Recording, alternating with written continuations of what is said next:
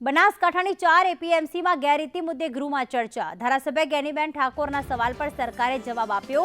બનાસકાંઠાની 4 એપીએમસીમાં ગેરરીતિની 8 ફરિયાદો મળી છે। 8માંથી 5 ફરિયાદનો નિકાલ, 3 ફરિયાદો કાર્યવાહી હેઠળ છે।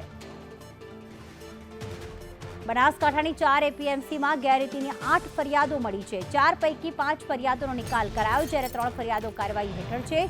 કોંગ્રેસના ધારાસભ્ય જ્ઞાનીબેન ઠાકોરના સવાલ પર સરકારે આપ્યો છે જવાબ કે 3 ફરિયાદો કાર્યવાહી હેઠળ છે, 5 ફરિયાદોનો નિકાલ કરવામાં આવ્યો છે।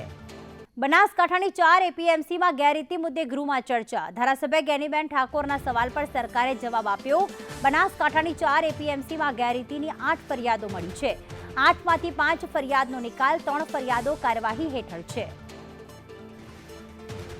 બનાસકાંઠાની 4 એપીએમસીમાં ગેરરીતિની 8 ફરિયાદો મળી છે। 4 પૈકી 5 ફરિયાદોનો નિકાલ કરાયો, જ્યારે 3 ફરિયાદો કાર્યવાહી હેઠળ છે।